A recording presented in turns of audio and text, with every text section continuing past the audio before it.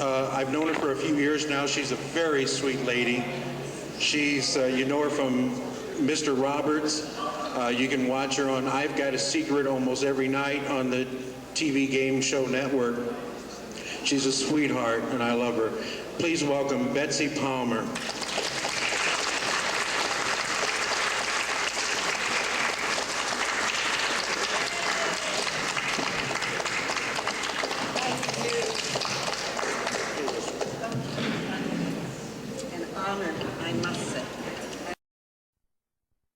Queen Bee.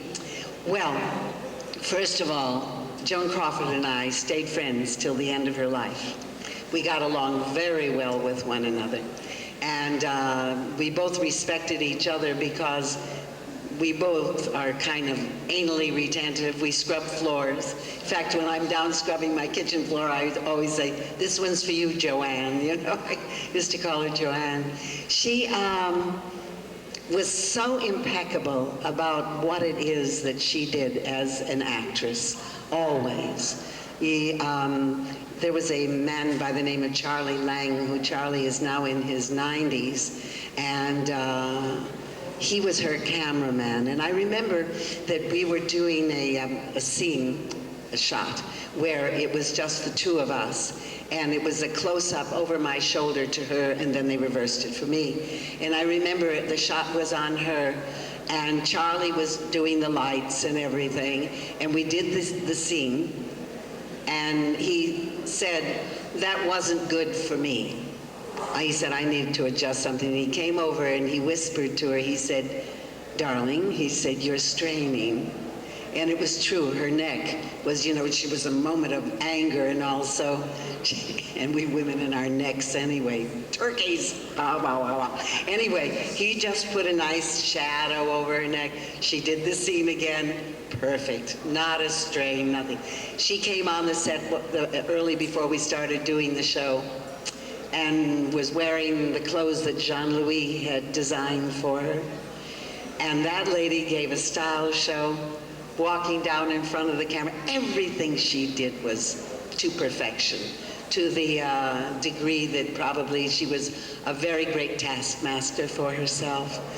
And she and Johnny were having this big, Johnny Ireland were having this big affair while they were doing the movie. And she was living right there. Now, I don't think she'd care if I told it, because everybody knew. I know she's dead, but she's there, you know?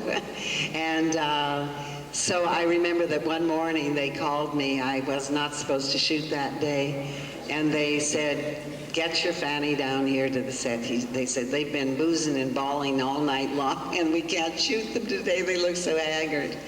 But so after, I went back to New York, and I was called, Sonny Werblin called from MCA and said, "Joan Crawford would like to have you come to her wedding supper." I said, "Her wedding supper?" I said, "She can't marry John because he's married to Joanne Drew." No, he married the head of Pepsi-Cola," she said. She married. So I went to Maud Chazelle with my husband then, and I took her aside. I said, "You little stinker." I said, "How did this all happen?" She said, "Well, Alfred and I have known each other for years." And she said, "We were out having a few drinks one night, and he said, Joan called her. He said, just, you know, why don't you just come with me, and we'll fly over to Vegas and we'll get married." And they were in their cups a little bit, so that's what they did, and that's how she got married. And became a whole other career for herself. Yeah. It was a smart move, Betsy. He had so much money, she didn't have to worry about it. But she died almost, not penniless, but not with much. Why? I never did understand that. What happened? Yeah. Well, maybe she spent it. She certainly spent it on that apartment that was on 71st Street and Fifth Avenue. Yeah. I was pregnant with my daughter Melissa at the time, and we were invited to a party there with Ingrid Bergman was there with her new husband, and a host of favorites, I don't remember all. And we all had to take off our shoes and leave them outside the door and stood around in our stocking feet, because she liked clean floors. They were nice wooden floors with pretty white carpets around. No, she was okay in my books. Well, since you were friends with her, how did you feel about the Mommy Dearest book? I wouldn't read the book. And then when I saw the film one night on TV, I didn't read the book ever, and I only caught Faye Dunaway doing that. And I'll tell you who was supposed to play the role. I ran into her going across the lot at Paramount. I was making my first Western then, The Tin Star at Paramount. And it was by Anne Bancroft. Anne was going to go, Edith Head was going to be doing the costuming, and she was walking across the lot, and we chatted because we knew each other from New York. And I said, where are you off to? She said, I'm supposed to play Joan Crawford in a movie called Mommy Dearest. She said, I don't know. The next thing I knew, she wasn't doing it. I thought it was very interesting what they did with Faye Dunaway in it when I did see it, where she goes into the whole thing about wire hangers. She's absolutely right about wire hangers. Wire hangers kill your clothes. It's that wire, it cuts the threads. You know, she was right. But the way she reacted to the wire hangers, it's one thing to Well, say, who don't knows? put the clothes I mean, on Christine was there, but, you know, Yeah. maybe Christine's view is a little different than... I think so. Yeah, biased, Yeah. I think, of some sort. And I've lost my train of thought now. Oh, senior moment. That's called age, Betsy. Is that what that is? Well, now we're You're having a seniors. You know blonde how we moment. wanted to be seniors when we were in high school? And then we couldn't if we went on and seniors in college or whatever. Well, now we're seniors, and it's the big graduation. I can't wait. But anyway, she had invited me for Thanksgiving dinner at their home, and I didn't go because some other friends had invited me that while we were making the film. And good lady, liked her. Oh, I know what it was with the movie. When she gets into the, they had her in this wonderful black dress that sort of crossed across her chest in a cummerbund, and her hair pulled back, you know, with the whatever it was. And of course, the slash of the mouth, that one famous mouth that Crawford had. Well, for my bucks, Faye did not really come off as Joan Crawford. Nobody could but Joan herself. But she looked like a kabuki, that whole outfit, and it was the histrionics of a kabuki Japanese actor, you know, the bigness of it and the fury of it. And I thought, oh, how clever of that director to have done that. I don't know whether that was done, but that's how it came across to me. But no, I liked her. I really did. Okay. Did you do I've Got a Secret? I did Secret 11 years. Yeah, they brought me on. I actually, we're humming. Da-da-da-da-da. Before it's too late, my love. They called Warner Brothers to see who was in town. And I had just done Mr. Roberts, and they were getting ready to release the picture. And Faye Emerson had been the original other woman. Jane Meadows, Henry Morgan, Bill Cullen, and Faye.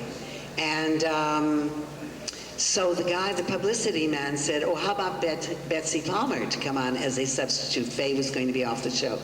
And I thought that was funny. Who's in town? I lived there, you know. Well, I lived in Englewood, New Jersey, but there I was all the time. And I was doing a regular game show called Masquerade Party with Ogden Nash and Ilka Chase and Bobby Sherwood and Peter Donald. And so they sent me over. They said, great, bring her up. They wanted to push Mr. Roberts, so I did. And what happened was that they started bringing me in when Faye would be off doing her trips and the different things that took her away from the show. And the client, Winston Cigarettes, were not that happy with Faye because she was very political. She had been married to Jimmy Roosevelt at one time, and she always spoke her mind. She was very forthright. She was the first lady of television. You used to sit, and she and Skitch Henderson, and she was known for her beautiful cleavage, you know, and that was, I think, for Coca-Cola or something. And So they approached me. The client said, "We want Betsy, she's safe." Little did they know how unsafe I am. But that's how I became a regular on the show. Well, how about, let's go through the people on the show. Gary Moore, what was he like? Gary, we all were very much just exactly what we were like is how we came across. First of all, you're not hiding in a character. You are being yourself, pretty much so. You know, you must. There are rules and regulations about what you say and don't say on live TV or in any situation. But the thing about the game shows in those days, and I think you'll all agree with me, is that it wasn't the game. It wasn't the game that was the fun. It was the people that Goodson and Todman hired to be on the panels, to be the moderator, who had whatever sense of humor they had or whatever quality they had. Henry was he was kind of the sour fellow, the acerbic fellow. I was Miss Goody Two-Shoes, girl next door, sweet. Billy Cullen was Joe College, you know, with the crew cut and all that. And Janie Meadows had her long dangling earrings and always looking very glamorous. But the whole combination worked.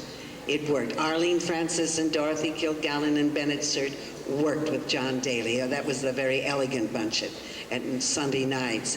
And the people, when talk about naive days, when they would skunk us on the panel, those people made $75. I mean, here we are with $1 million whatever, you know, it's gone out of all proportion, I would say. But it was the game, it was fun, and it was a family situation. When I was a little girl, we used to listen to the radio, Jack Benny, Fred Allen, you know, The Shadow, Little Orphan Annie. But the family things were on Sunday nights, I remember. And that's what happened with Secret. We became, and nobody ever really realized that we saw all of you in your pajamas, you know, looking through the tube.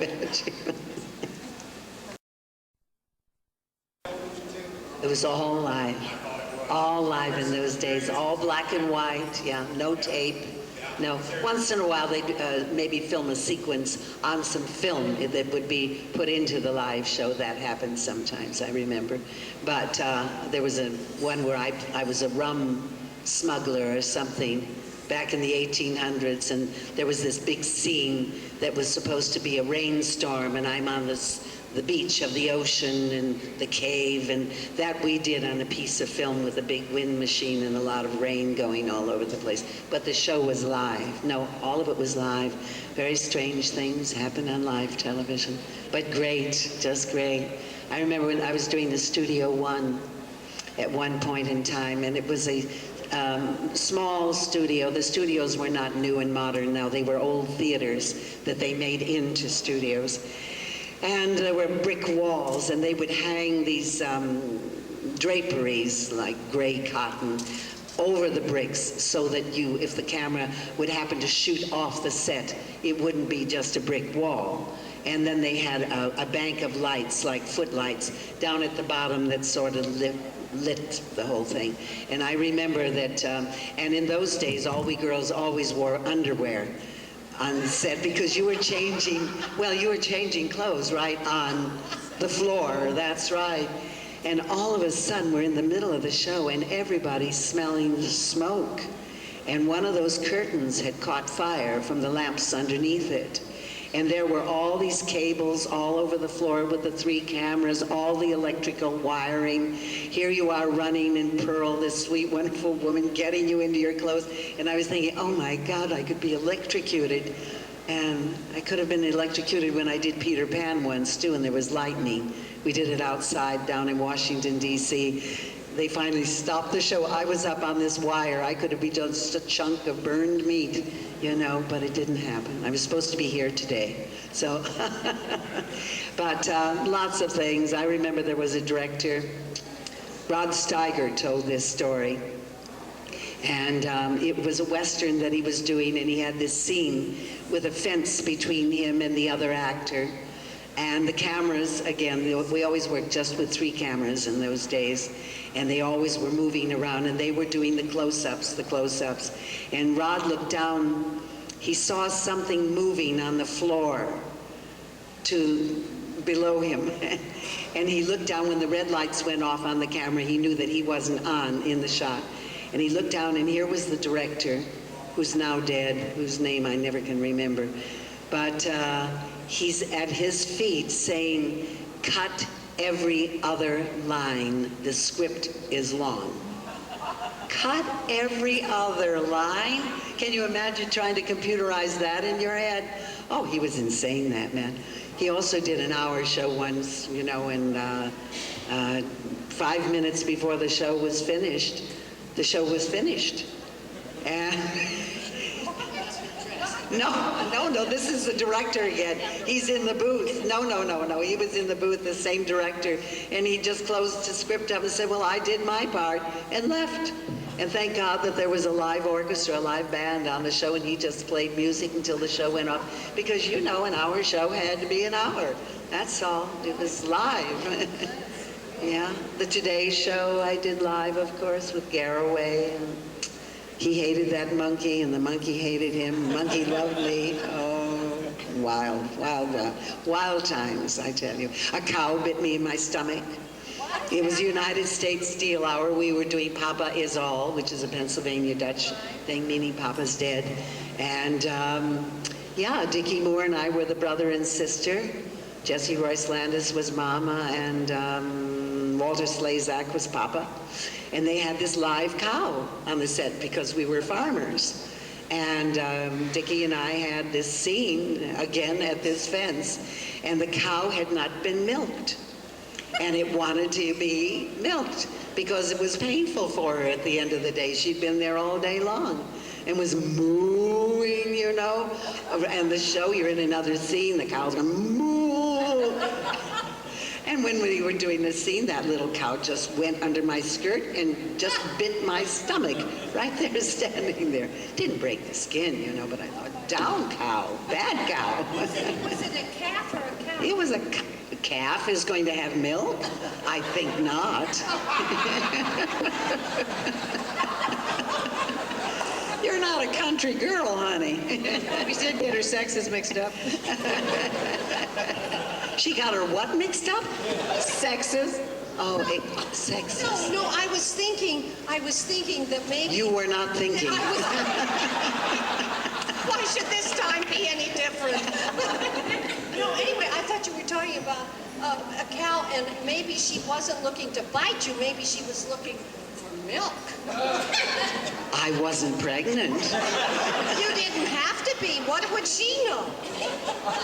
Well, I don't have a bag and udders. Oh, sorry, Betsy. You have a couple of... Or maybe I didn't know it. Udders. Come on. My God, we could never write this in the script, could we, what we're doing? Lordy. Oh, wow. Thanks for asking about live television. No, John Ford, but I understand that he was really he kind of really pushed the envelope as far as stunts were concerned, and he took chances with his people. Was that your John experience? Ford? Yeah. I really don't know true? because I did the long gray line with Tyrone Power and Maureen O'Hara, and of course the whole crew, because John Ford always had his bunch of people, his company of people, that's right. And I did Mr. Roberts. And none of those movies had any, you know, stunts in them, so no, I had to play the piano myself in the long gray line, but he was a very interesting man, Pappy Ford. He had a habit, I didn't ever call him Pappy, I was calling him Mr. Ford, but he had a habit of, when he was thinking, he had a handkerchief, a man's handkerchief, and he always would put it in his mouth and sort of tug at it, you know, be walking around. Of course, he had a patch over one eye, and this was, of course, he was an older man, and he would say, "Okay, Palmer," he'd say, "I want you to," I'd say, "Yes, Mr. Ford, yeah. But when you get over there, I will," uh-huh. "Yeah, that's what you want me to do. Yeah, and do it right." Never knew what the man said. I just faked it and hoped that it was going to be all right. But he was very nice to me. He always had me up in his office at lunchtime to have lunch with him. He liked to call me Pat. My first name is Patricia. I said, how do you know I'm a Pat? He said, well, you look like a Pat, you know? So, very, very nice man. I have He was to very take nice that to me. back. Excuse me, but he didn't say spear carrier. He said something even more offensive. It was spear chucker. Chucker? Have you ever heard that expression? No. Oh, I forgot I'm in the South. Right? You have heard that before. What does chucker mean? I don't know. Oh, that means throwing the spear. Oh, you chuck Oh, the is that spear. what it is? Oh, that's not so bad. It was If what? I had a spear, I'd do the They same say it thing. in England? I lived there 12 years. I never heard that expression in England. Never. Oh, so now they're using it, huh? Oh, whatever. It was offensive. Whatever gets you through the Now, night. Betsy, on Mr. Roberts, I know John Ford started directing it, but after a while he left and Mervyn LeRoy came in. Well, I never met Mr. Leroy. The girls were all flown from New York, and those who came from California over to Hawaii, to the island of Oahu, and we were there for the 2 weeks. And I don't know when, I never knew this until just recently, that Mr. Ford and Hank Fonda had fisticuffs. And Hank said to Leland Hayward, who was the producer, he said, he's got to be off. Because Ford was a big drinker when he was not on the wagon. He'd go on the wagon, but then he'd go on a binge, and he would drink for days and days and days. And evidently somehow that happened in Hawaii. Well, he loved Hawaii. He knew Don the Beachcomber. He was treated like a king. Kahanamoko was one of Duke Kahanamoku's brother was one of the people that worked on the film too. Off camera, of course. So, but Mr. Ford always claimed that it was a gallbladder operation that he had had. And I went to see him one day in his little condo sort of type. We had huts that they gave us to live in. And he said, you know, Pat, he insisted on me being Pat all the time. He said, they all think, you know, that I was taken off this picture because I drank. He said, I want you to look here. I want you to go back and show. And he took up his night shirt or whatever it was. I don't know. There was a bandage there. I mean, who knows whether there had been a well, yeah, yeah, that was about it. So I'm not quite sure. I think it had to do with a conflict of things. But I remember when I was doing the movie that he would insist on me just getting more butch all the time. I'd say, okay, I want you to swagger, Palmer. I'd say, well, Mr. Ford, you know, and I was young then. I was 26, you know, and I thought I was a girl. And I finally said to him, I said, Mr. Ford, I said, you know, they're going to think I'm a lesbian if you make me act this way. Are you ready for that? Oh, my God. And everybody loves it because I'm sort of tomboyish as the character. I never see my films. I've only seen each of them once. And even when Mr. Roberts comes around, I just flick the tube, you know, and well, I guess now I push buttons, but there was a time we didn't have those. How about working with Henry Fonda? You did 2 films. Well, I did 2 films with him. A very private man, very quiet man. On Tin Star, we were on the back lot that was eventually where I lived over in Studio City, practically, where all the back lots were for all the different studios. And they'd pick me up in the car after they'd picked Hank up in the morning, and he would be very quiet. He was going with Afdera then, the Italian princess or whatever she was, some sort of royalty that he married. But then I met his last wife, the airline stewardess. Shirley, lovely lady, very lovely gal. And she said to me one day, it was at a personal friend's homes, we were both there, and she said, Hank and I were just going through pictures of Mr. Roberts and came upon one of you, and he said, best girl in the business. Loved working with that girl. I never knew it. He never said any words to me. Yeah, no, so I got along with him fine. We had a wonderful bad man on that movie, but I can't, on the Tin Star, but I can't remember his name, and I just, what was it, the heavy set fellow. Neville Brand? Neville Brand. What a sweetheart. Talk about bad guys and that they played them so well. He was a pussycat. He really was a nice fellow. I hear he's gone now too. Well, we all make the graduation. Lee Van Cleef was also in that. Who? Lee Van Cleef. I don't remember He was him. one of the guys that killed John McIntyre, the doctor. Oh, well, you see, we played Western ladies, didn't have much to do, no. I had a little half-breed boy, and I sewed and blew out kerosene lamps and, waved a war. Well, I didn't wear a bonnet. I had the big braid around the back of the head, and watching them ride off into dust, he and Tony Perkins, and then they put me in a buckboard at the end, and Hank and I went off into a Warner Brothers sunset. Any more questions? Oh, you want to hear how that happened? Friday the 13th. I was on Broadway at the time doing Same Time Next Year. And I had a Mercedes, which was pretty antique. I'd had it a number of years. And I was driving home to my home in Connecticut, and my car stopped on the Connecticut Turnpike, all right? It took me 5 hours to get home because a man stopped and took me to a pay phone off in the suburbs there. Then I had to walk like a half mile back to the car. And all these truck drivers are honking on the horns. And I've got, some stage makeup on.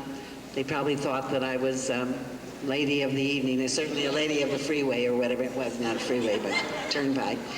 And finally, I got home and I just said, okay, universe, I need some money. I need some money to buy a car.